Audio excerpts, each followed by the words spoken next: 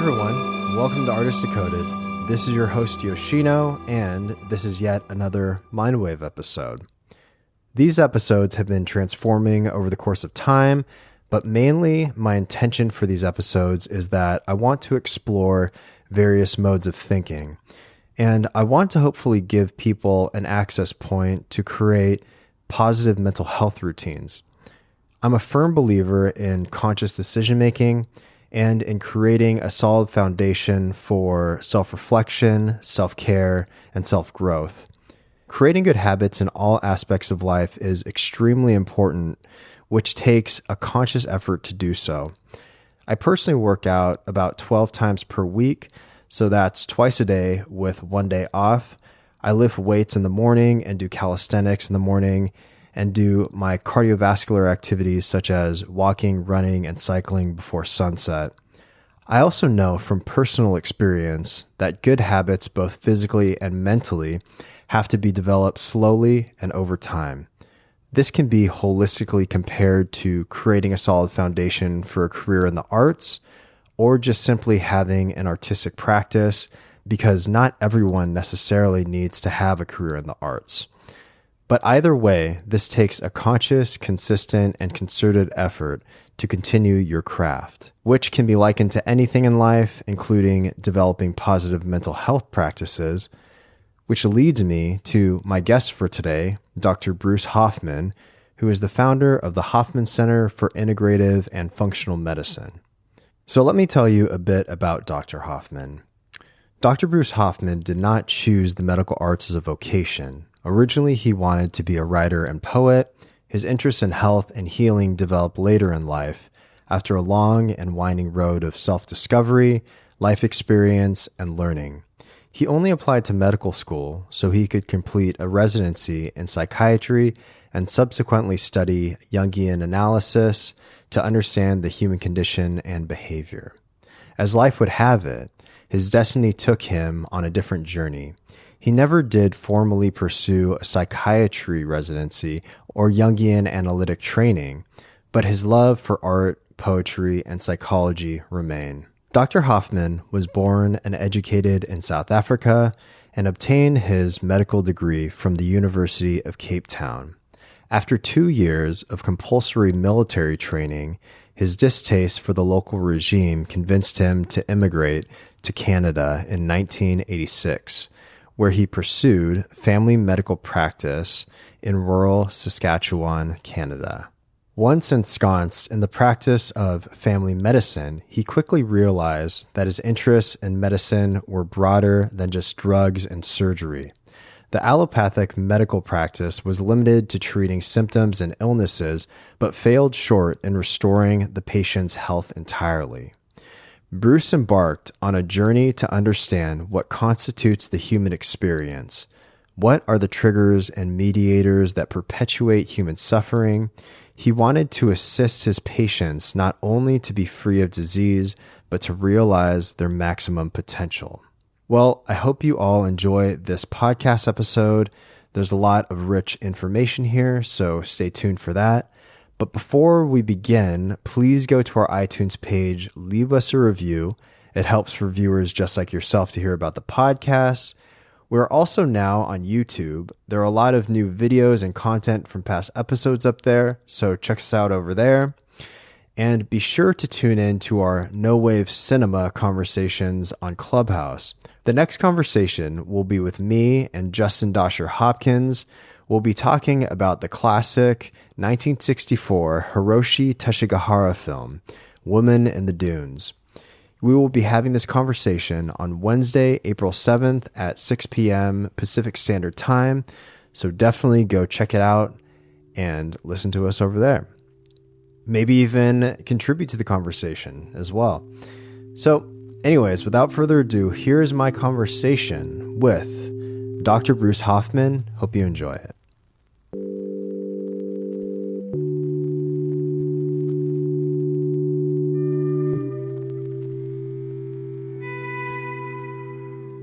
Dr. Hoffman, thank you so much for taking the time to do this.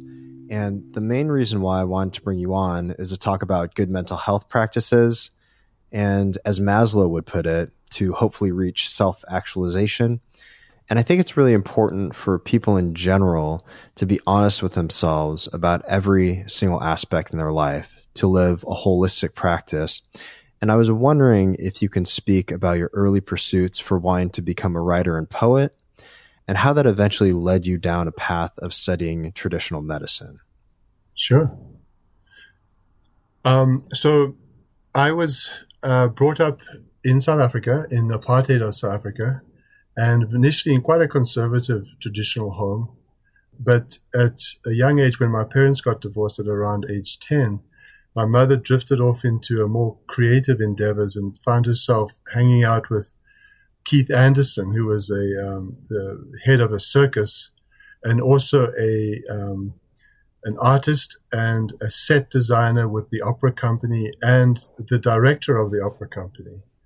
And so I found myself hanging out with Keith and his group of merry pranksters, if you will, because they were circus people, artists, creatives, and opera participants. And I found myself as a trapeze artist in a circus that traveled around South Africa, hanging out with these rather unique individuals, clowns, dwarfs, transvestites, just a crazy band of merry pranksters, which, and at a young age in conservative South Africa, was completely unheard of. So I was exposed to alternative lifestyles from a young age. But then when my father got wind of this, he sent me off to an all-male boarding school, 1,000 miles from home. And when I got to this all-male boarding school, they took one look at me and said, "Hoffman, we're going to knock you back into shape." So then I was forced into this narrow, masculine boarding school mentality. And I was horrified. It was like the worst thing that ever happened. But the school was an outward bound school based on the boarding school that Prince Charles went to, Gordonstoun, and Prince Philip went to, just based on those same principles, go out into the mountains and find yourself. But after a couple of years of being at the boarding school, I had a school teacher arrived by the name of Roger Loveday. And Roger was a devotee of a guru called Ramana Maharishi. And he exposed me to the teachings from India, and particularly the subset of Hinduism called Advaita or non-dual Vedanta. And also at the same time, I got exposed to the writings of Carl Jung. Memories, Dreams, and Reflections, his autobiography, had a huge impact on me. And what ended up happening was I had a Satori experience one day. Roger was speaking to me outside the school, outside the classroom, after he'd given a big dissertation on the Bible and Christianity. And after I was very cynically inclined at that time, I said to him, just, "Roger, you don't believe in all of those myths, do you?" And he said to me, "Of course I do." And in that moment when he said, "Of course I do," I had a sudden awakening. And I went into this state called non-dual state or Satori. And that's where all space-time sort of, linear time disappears. And you see behind the curtain, so to speak. You see the appearance of reality through the quantum lens, which is, there's no time, there's no future, there's no danger, there's no fear of death. Everything just dissolves into this oneness and where everything's light, which is well documented in all the literature. Many people have had these experiences. But that then set the stage for further exploration of these principles and these studies. And I just continued to be inspired by the fact that there was a reality behind the reality that the rest of the world was operating on. And then my mother applied for me to go to medical school, unbeknownst to me. Why? Because she had a friend who could get a scholarship for medical school for somebody from the particular part of the country that I came from.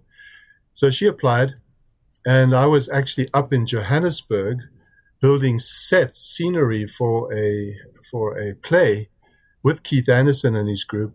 And I got a phone call, and my mother said, "Oh, by the way, you got into medical school." And I said, "What?"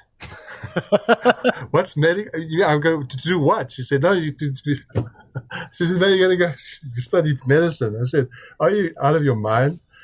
I want to go and study literature, you know. Anyway, I ended up going to med school and not knowing what I was doing there. It was quite a peculiar experience. But while I was in medical school, I happened to go and stay on a remote farm up on the mountain. And there were a group of people around that area who were very influenced by the beat poets, Kerouac, Ginsberg, etc. And I started to read them with great sort of joy. And then I ended up in my second year of med school going to San Francisco and started to hang out with Gregory Corso and a lot of the other beat poets. And that was another inspiration for me. You know, I just got involved in creative endeavors, integrating Jung and Eastern thoughts and philosophies, and then finished my medical training, ended up in rural Saskatchewan as a family practitioner, and really loved being a doctor when I actually discovered what being a doctor was, because I had no clue in the beginning. But then I, after a period of a year or two, realized that this whole, N squared, D squared, name of disease, name of drug method of practicing was ridiculous, even though it served a function. And then I came across the writings and the videotapes of a medical writer and thinker called Larry Dossey.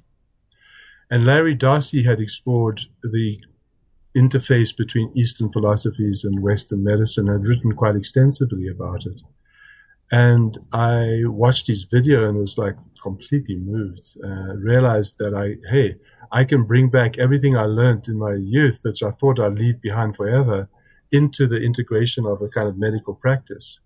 I flew down, met Larry Dossey at a conference, had dinner with him, very inspired, and then started after that to discover and study anything I could across the whole spectrum of medicine, healing and the healing arts, including anything that could help an individual live at their maximum potential. People enter into the medical office. I'm sitting in my medical office. I've just seen patients this morning, and they come in with symptoms of depression, mold illness, Lyme disease, this mast cell activation syndrome, a whole host of chronic fatigue, whatever. But symptoms, when you start to work with a bigger lens, are really entry points into a much greater dialogue and a much greater roadmap that you need to bring to the table in order to assist a person through this transformation of illness to wellness. People think they have a disease which they label, and they think that's where it begins and ends. But in the system I use and in the method I've employed, and I would posit to say some of the success I have, is that I employ a much larger roadmap with a much larger set of tools. And hence have sort of written about this new curriculum that's necessary in order to interface with complex patients who can't just be mechanistically reduced to a diagnosis. It's actually absurd when you start to think of it. We're just not trained to think with a different paradigm. We're very mechanistic in our thought processes, but there's a lot more mystery that goes on into diagnoses, diagnostics and treatment. What happened after that was I started to study Chinese medicine and Ayurvedic medicine and homeopathy and German biological medicine and the subdisciplines, and happened to spend some time, a number of years with Deepak Chopra and David Simon. And when I discovered Ayurvedic medicine, they had an explanation of the different layers and levels of what they considered to be human reality, which was stepped down from soul to spirit to mind to emotion to energy to physicality to the outer world out there, the expanded universe. And I started to use that diagnostic model to think of human behavior and illness. And now I've incorporated that and expanded that, and happened to also at the time meet up with a German doctor who's still alive and still very active, called Dietrich Klinghardt, And he had also thought of these things and integrated some of these systems into his roadmap. And then I just expanded the roadmap. And now I use these 7 levels of diagnosis and treatment across all layers and levels. And when a person enters my room, I use their Western diagnosis and their symptomatology as an entry point into a much wider dialogue and a much wider diagnostic and therapeutic potential roadmap. So that's how I work nowadays. In terms of just like I want to say like a global scale, but I guess, some of the pitfalls for allopathic medicine and the way that it's practiced in a Western context, like what are some of the things that you've observed that need to change within that context? And how do you think that you implement it in your particular practice? Well, being a trained Western MD, I have the fortunate privilege of being able to look at disease through that lens. And the pitfalls are that the Western diagnosis implies that an organ system gets diseased, and then you must find a pharmacology or a surgical treatment for that. But and that is often the case, as we know. Sometimes when you got pneumonia, you want to get intravenous antibiotics. Nothing wrong with that. But now we have a whole new paradigm upon us of complex, multi-system, multi-symptom disease presentations. And that model, that DSM-5 classification of organ systems and pharmacological interventions, is hopelessly inadequate to address those complexities. And it's quite uncanny, really, when you start to work with complex patients as to how often Western medicine gets it entirely wrong. And it's only because their tool bag is so limited. It's this perception that human beings are these mechanistic beings that, are little biochemical particles that disease just falls out of the sky. And then you've got to find a drug to kind of turn down the symptom. But do you think that that's more of a systemic issue, or what do you think the actual issue there is? Well, we think in human beings as being physical bodies, mechanistic bodies. So it's the paradigm, it's the lens through which human beings are observed that becomes the limiting factor. And we think diseases just fall out of the sky. There's no antecedents, mediators, and triggers of an inflammatory disease process that is constellated. And we now know generationally, people exhibit, as you've spoken with Mark Warland, people can come and present with disease processes that the initial triggers have been 3 generations before they were even born. And that epigenetic transfer of data is real. It's studied at all the major universities. So that isn't taken into account in the mechanistic model and the drug-based model. 5 minutes, 10 minutes, what diagnosis, what symptom cluster, what drug, boom. And in America, it's even worse because your insurance companies control what goes through the gates. And it's ridiculous. It's silly. It's not how it works. Yeah, I think in America it's more capitalized, and but that's just part of the whole system. So pharmacologically, it could be traced from that, and also like the way that the educational system is structured as well. Yeah, it's a disease-based model. It's a mechanistic model, and the only therapeutic input that's of any use is pharmacologically based, which is and the gateway to that is controlled by the drug industry and the drug lobbyists. It's very bizarre how it's all got set up. It's very peculiar, really. Yeah. Because it's not real. The human body is the final resting place of every incoming influence and every top-down influence, the hidden and the obvious. And the body is the final kind of resting place of an individual for all of those influences. And if you don't start looking at the toxicological input of a very diseased planet, the genetics of the individual, which can either detoxify or not that process, and then the influences of the energy body, because we basically, our DNA emits light, which then stands as a standing wave around us, either coherently or incoherently, and is highly affected by electromagnetic fields.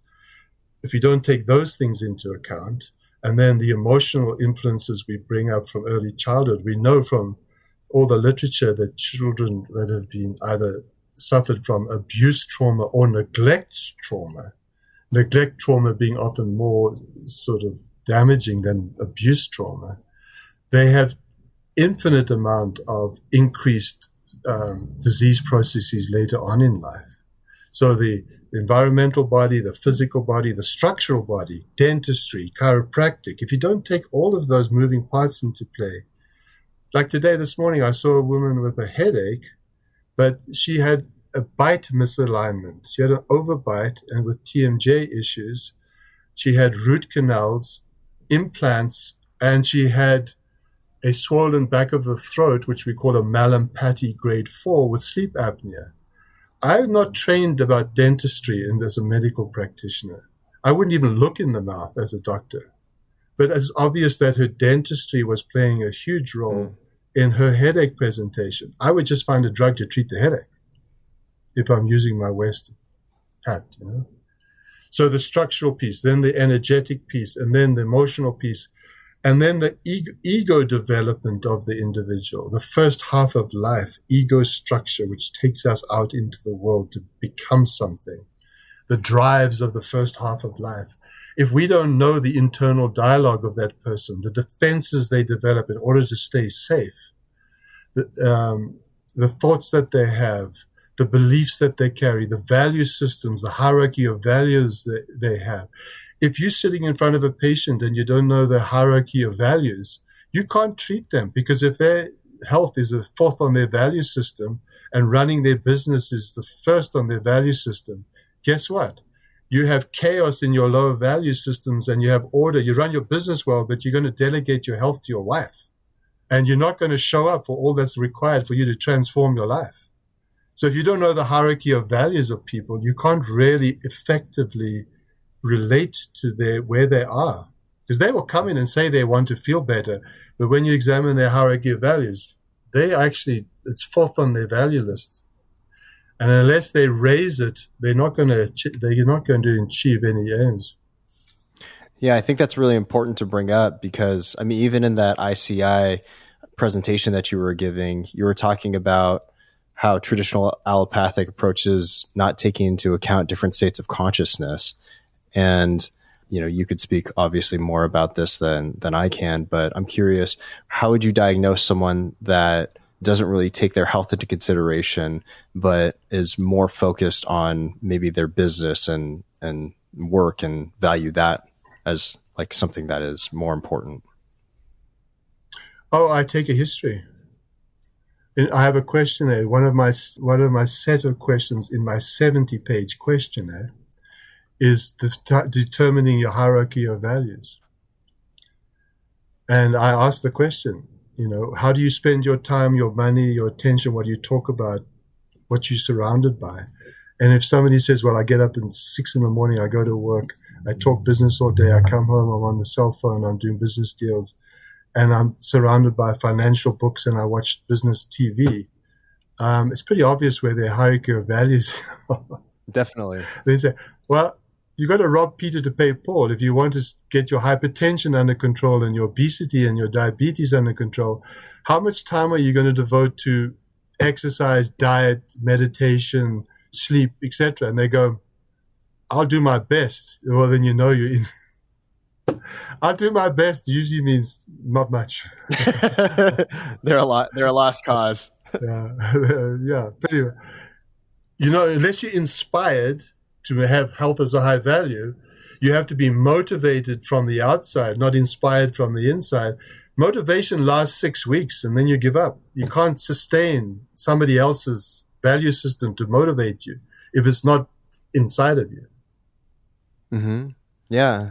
It's kind of like that traditional saying, you can lead the horse to water, but it has to take a sip. And a big sip.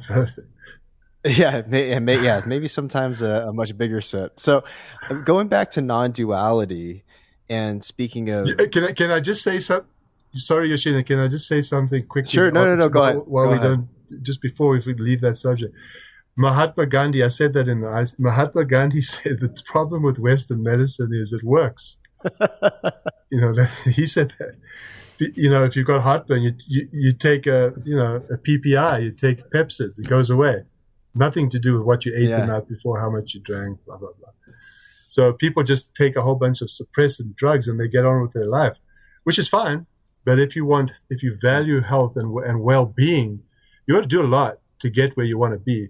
There's this whole new group of, younger people who are called biohackers, who make it their life's work to study all that it takes to sustain a healthy cell membrane and a healthy internal milieu of the mitochondria and a brain functioning and sexuality and libido. And they just devote their whole life to enhancing that. And that's a full-time job. So there's a gradation of what you can expect from a patient, from just take a few supplements to really devote your life to turning your life around, from a health perspective anyway. But going back to the non-duality approach, how do you at the Hoffman Center integrate that into the practice of, educating people that are your patients, and then also integrating those more nuanced approaches with allopathic approaches and Western medicine? Well, the non-duality concept can't be taught, as you know. It's either happens or it doesn't happen. You either wake up to non-duality or you don't. And it's one of those strange events that either people experience or don't experience. It's when you start to see reality from behind. You see it with what they call one mind. There's no dual mind. There's no you and me. We're just part of the same consciousness. Everything is consciousness. Mm-hmm. And that can't be taught. Many gurus have sat for decades on their stools talking about the fact that the very thing you seek is preventing you from finding it. So the very seeking prevents it. It just happens. But that's a non-dual. That's level 7 in my model. But then there's the other levels which I integrate in my model of assisting people achieve maximum potential within the realms of the dual life. The non-dual part is, it can't be imparted. It happens or not. Can you break down your 7-step method, essentially? I'm curious what exactly is in each part of the system. So the Ayurvedic or Vedantic breakdown of human reality is we arise from Brahman, the one mind, the unified field, which we call spirit. You won't be able to see this, and I'm not going to attempt, but I've sort of broken it down like this. Spirit, soul, intellect, emotion, electromagnetic, physical, extended.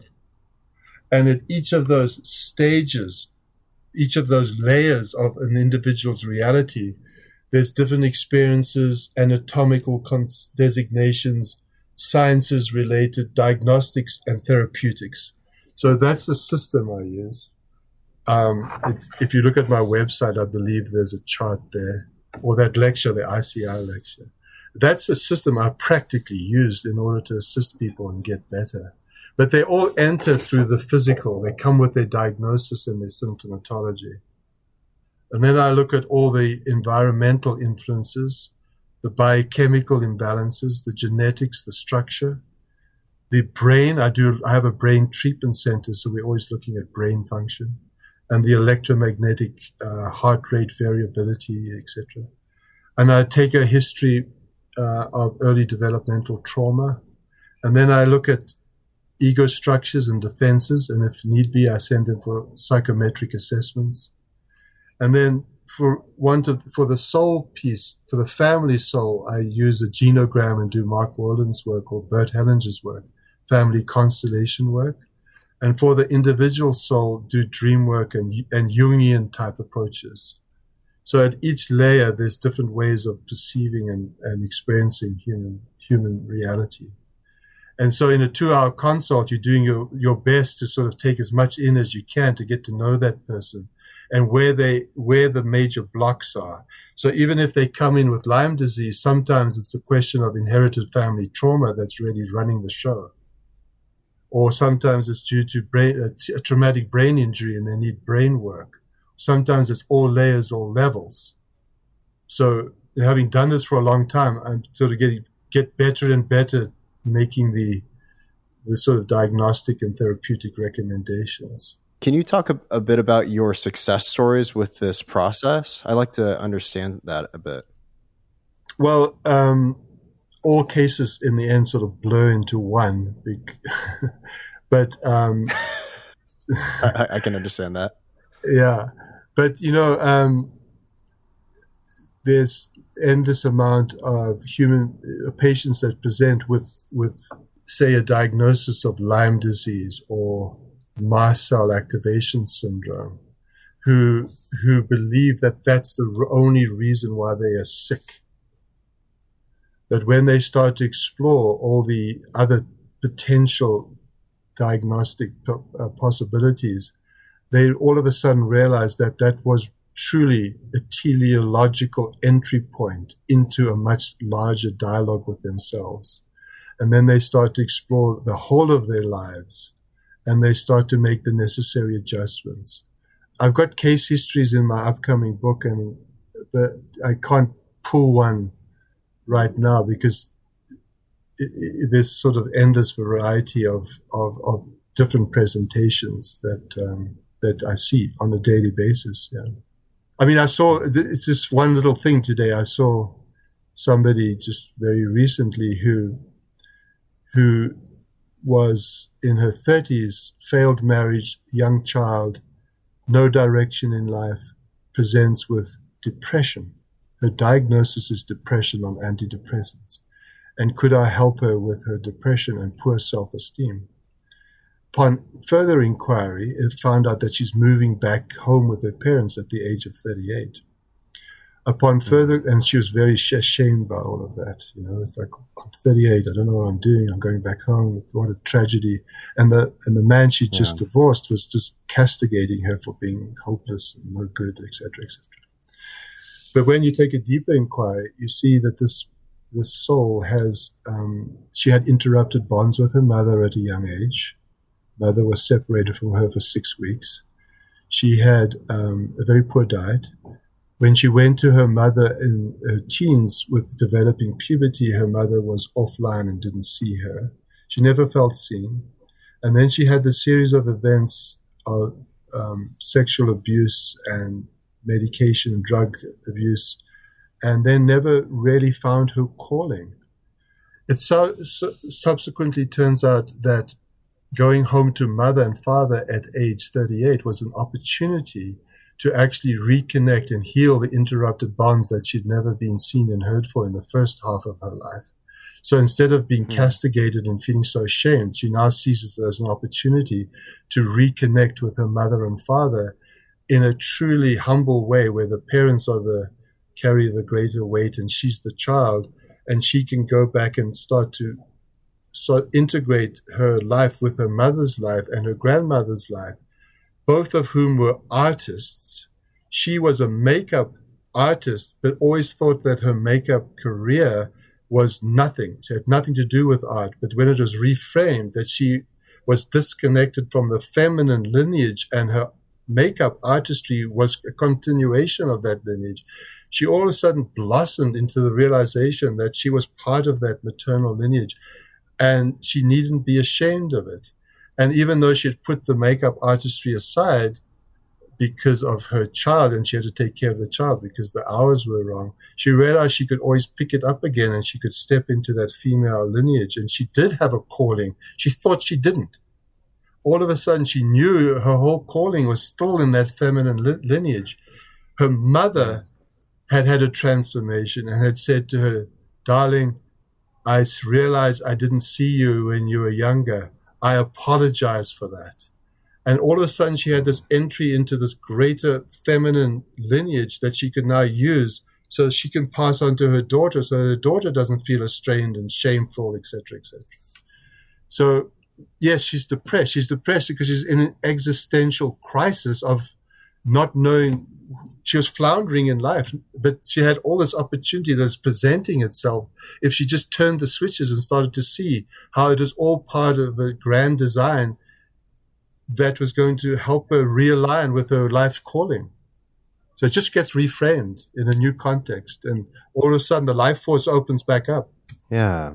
So can you speak about the neurological significance of reframing perceived negative events in one's life and then transforming them into something positive in one's mind?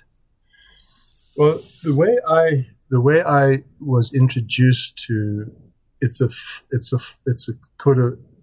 a combination of neuro-linguistic programming and Jungian psychotherapy done cognitively, strangely enough, was through the work of a person by the name of John DeMartini. And he, being exposed to his work, I was able to see how the perceptions that we take into life are often not real. And he uses this teaching tool. He says, look, basically in the quantum world, it's all light. Light gets broken down or dumbed down into matter. Matter's both equal positron and electron. It's got both sides. Our lower mind, which always seeks pleasure, one side, is always excluding the other side. We're always looking for dopamine and trying to avoid pain. And he says the lower mind can't see both sides simultaneously. But you can train your mind to see the integration of both sides to any event if you just train it. It's a cognitive restructuring of your mental processes. And so I learned how to do that. I learned his methodology of how to re-perceive reality through non-dual, if you will, both sides' eyes. So any event in the future which looks disastrous, you start asking yourself, where is the upside to this so-called disastrous event? Anything you judge very negatively, like if you judge somebody with a very negative trait, you find out where you have the trait, how that trait serves, how that person's negative trait is benefiting you. It's not just something that should be, a thorn in your side. And how when you're being challenged by a so-called person who's sort of challenging you, where are you being supported? The universe is constantly in this flux of support and challenge, positrons and electrons, which is the basic nature of the quantum reality. If you can train your higher mind to sort of collapse the world into its opposites as quickly as possible, you can stay poised in what John calls love, and love to him is just a synthesis of all opposites, where you see both sides simultaneously, and there's no judgment or no lowering yourself into a black and white unipolar perception. So I try and assist patients, like, you going home to mom, this is the most terrible thing at 38, but what is the soul wanting of you? What is it being asked of you? And once I took a history after an hour, she came in saying that this was a horrible thing. She felt so ashamed. She left. She couldn't wait to go home to see her mother, to reconnect, because it was reframed. She just saw how it served her soul's experience. It was necessary to go home to receive the love of the mother in a new light, because she had interrupted bonds all her life with mother. Her mother was ready. She had to be ready. She had to shift her perception from negative to not positive, but just its opposite. And as soon as it was reframed, boom, I'm going home. Thank God, No, yeah, definitely. And especially in the, that's a beautiful story, but I think especially in the metaphorical sense, when you think of a situation such as a purgatory situation, you can even think about it in certain ways in a biblical context or in many different stories of purgatory. But we sometimes put ourselves in that purgatory by not seeing the positive association that could be taken out of that negative, or what we perceive, quote unquote, as that negative lesson of the past. And if there was something negative that happened in the past, if I could say, oh, that actually helped build my character for who I am today, and then constantly frame it in that context, you can find those lessons. But all those lessons are always there screaming at you to essentially, show themselves in a way that can benefit you. This is at least from my observational standpoint. Yeah, I'm of the firm belief that every experience that you have, whether it's positive or negative, is serving the projection, the evolution of your life experience. You sort of born over here, you die over there. The acorn does become the oak tree. The acorn needs the wind, the sun. It needs the stresses and support of the environment to become who it's meant to be. And I've no doubt in my existence, your voids, the things you find most missing, the things you judge the most negatively, actually become your highest values. In the end, you look back, and I have the unfortunate privilege of being in my second half of life. So when you're more soul-based than ego-based, not that you're without ego, I'm not saying that, but you're more trying to integrate the parts of you that you left behind in your pursuit and the drives of the first half of life. When you're driven, Adler's drives and Freud drives, that you're driven to become something in the first half of life. And then in the second half of life, you try and pick up the pieces of the parts you left behind. And you try and reintegrate your authentic innate self. And in that process, you realize everything that would ever happen to you was in service of your soul. There was never a mistake. You never were out of purpose for your soul's trajectory. Nothing ever occurred to you that wasn't in service of your soul. You have no regrets, and there's nothing to forgive because everything was in service. Forgiveness is a ridiculous concept because it's implying that what was given to you was wrong. And now you must forgive them. No, everything's in service. Thank you for giving me that experience. Forgiveness implies I'm bigger than you. What you did to me, you were wrong, I'm right. And now I'm going to forgive you. How dare you, Say yes, thank you for giving me that experience. It's always in service of my soul. So speaking specifically about that forgiveness, and you speak so passionately about it, but if someone is suffering from some sort of shame or guilt, what sort of questions would you prompt to them to be able to have them question that shame and guilt and where that comes from? I'm curious about that. So guilt is the perception that in the past you've done something that's caused others more pain than pleasure. So the only question you need to ask is, where do you think that experience that you gave that individual, where did it serve them? How did they perhaps benefit from that experience? Could you please look in the 7 areas of their life? We have spiritual, which is our calling. We have relationships, social, friends. We have health and beauty. We have careers, we have making money, and we have intellectual mental development. If you feel guilty by some act you've done, it's incumbent upon you to ask, where do you think that person benefited in those areas of their life that serve their evolution, keeping in mind that everything serves, everything is an evolution of the soul's progression. So where might it have served them? Not where did it damage them. We know that there's both sides. Yes, it was maybe extremely painful to them, but how did it serve their evolution in the end? And if you ask those questions, which of the 7 areas did they benefit? You could find, some people, because of pain you've caused them, branch out and start to develop.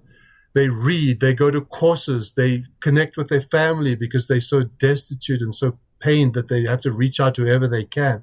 So they start forming relationships back with estranged family members.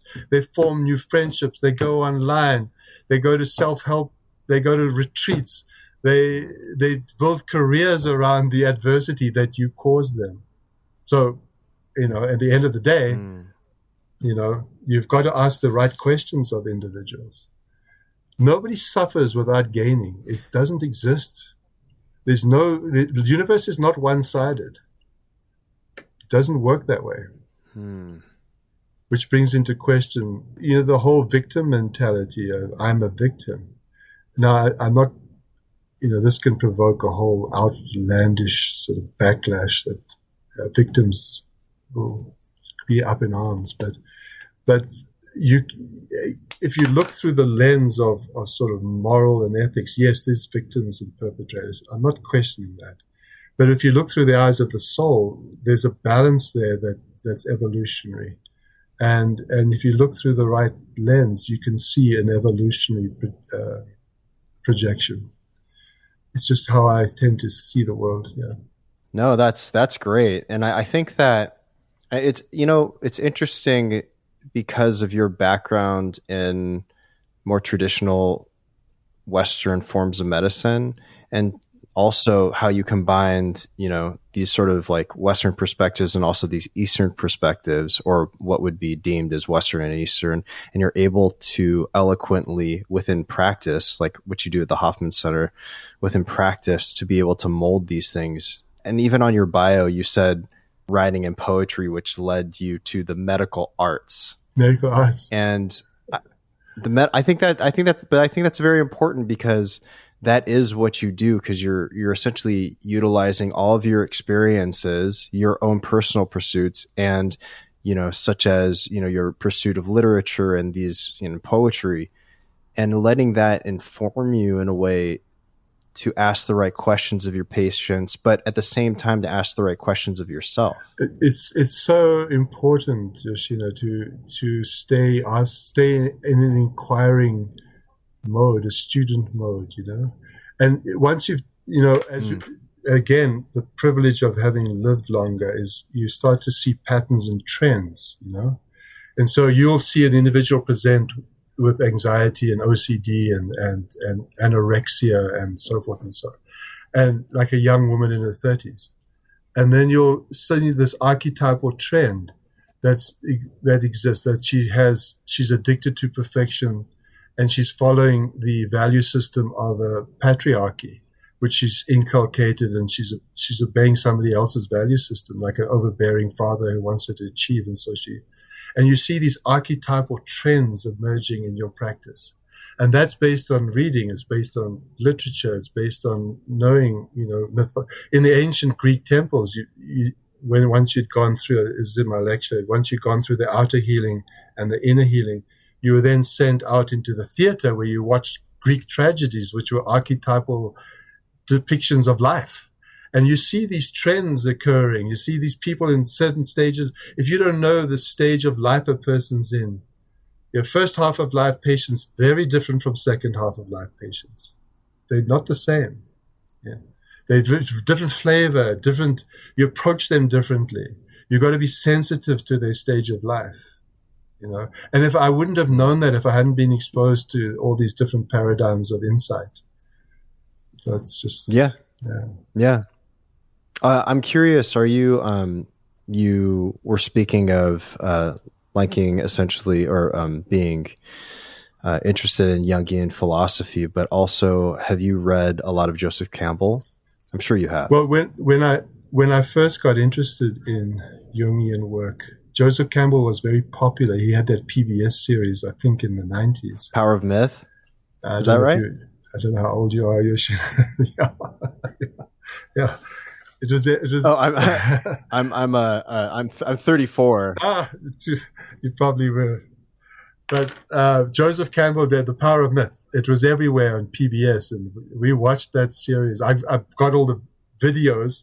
We have all the VHS videos of that. I still have them. No, I know. I've seen them. I still got them in my library right there. I can pick, and I read his books, and yes, very moved, very beautiful. That's great. Yeah, of course. Yeah.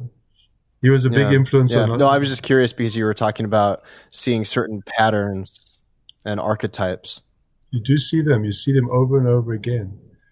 It's quite uncanny when you're tuned to those archetypes and patterns. And you can see when a person is presenting with symptomatology, when it's got nothing to do with the Western diagnosis, when it's actually a calling from the soul to wake up to a deeper transformation that's being asked of them. And you just get used to knowing how to have that dialogue with people and when to watch out for signs and symptoms.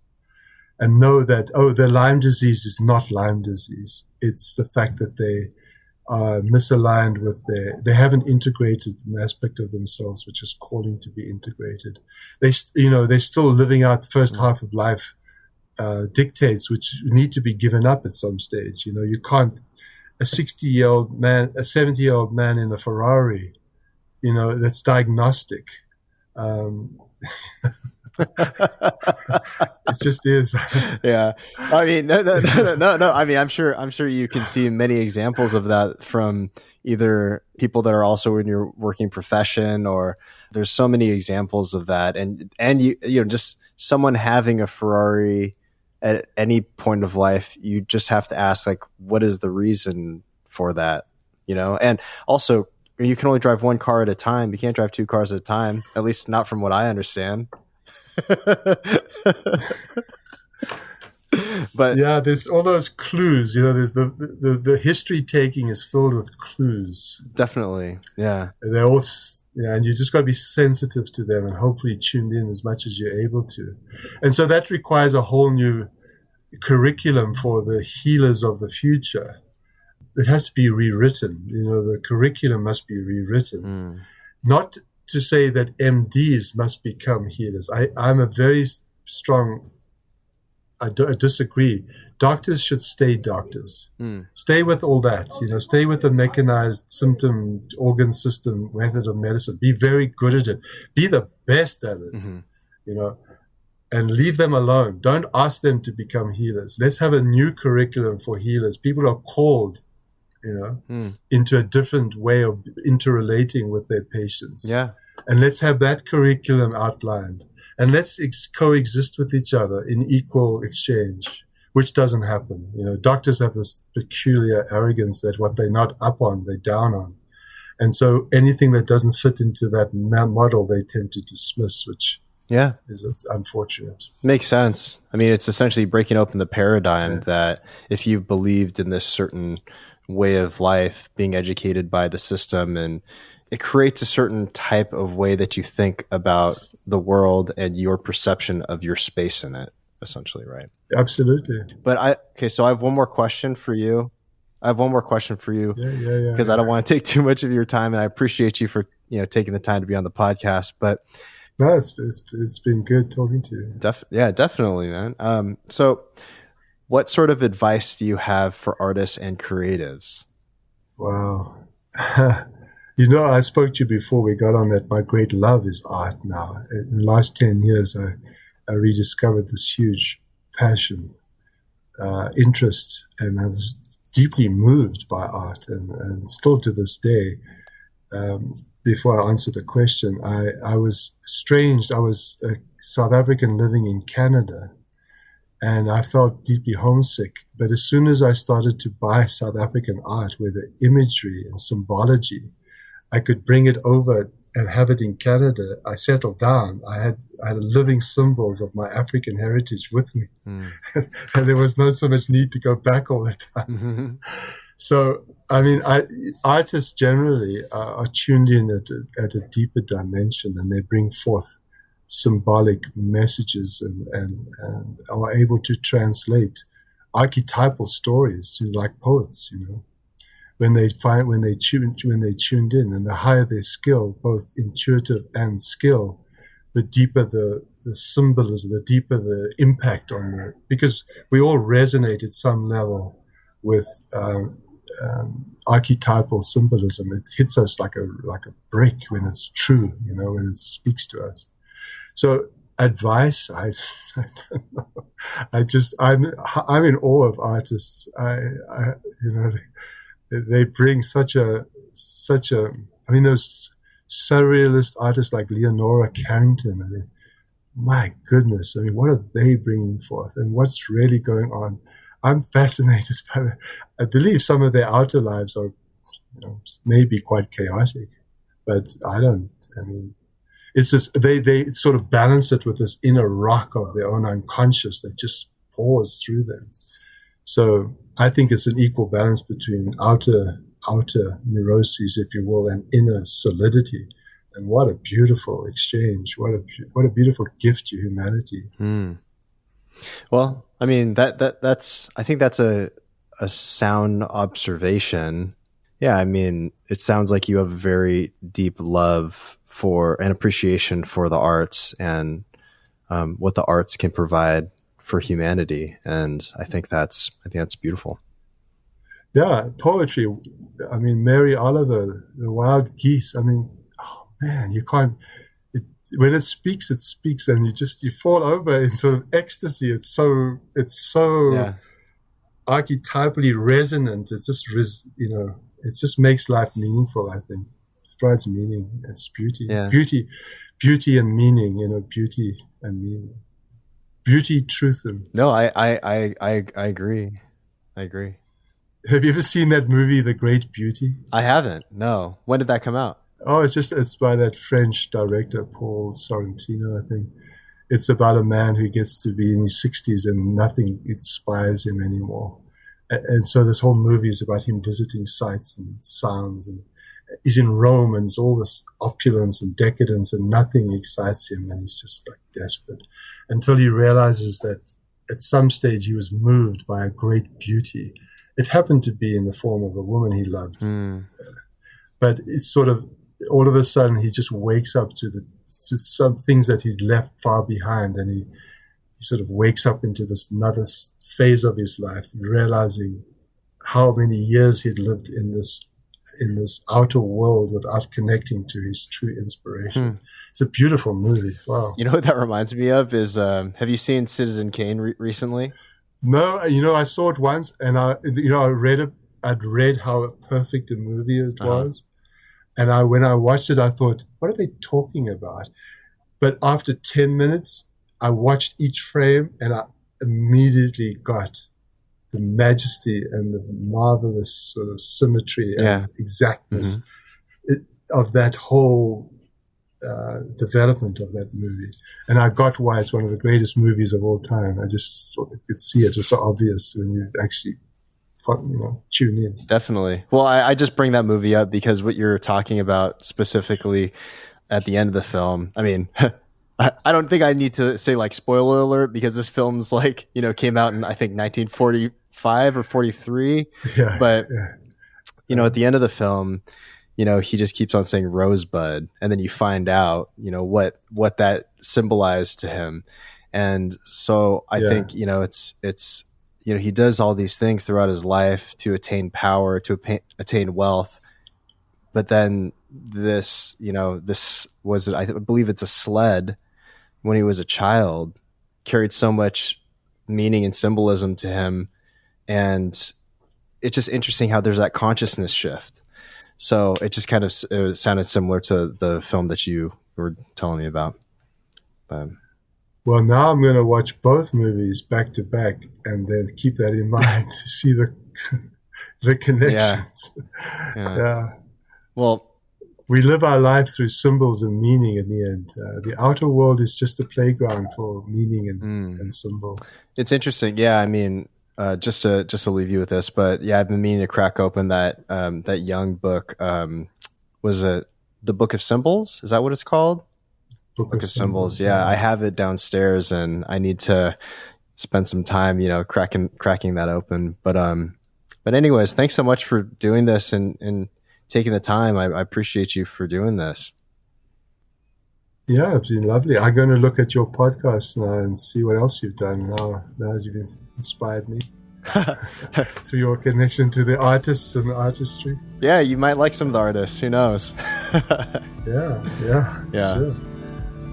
All right, Bruce. Well, thank you very much. I appreciate you. Thanks for the talk. I appreciate the talk. Thank you. All right. Music for the podcast is by Rarebit, aka Justin Dosher Hopkins. Creative producer is Noah Wainwright. YouTube and creative support is by Tyler Scully. Thanks for tuning in. See you next time.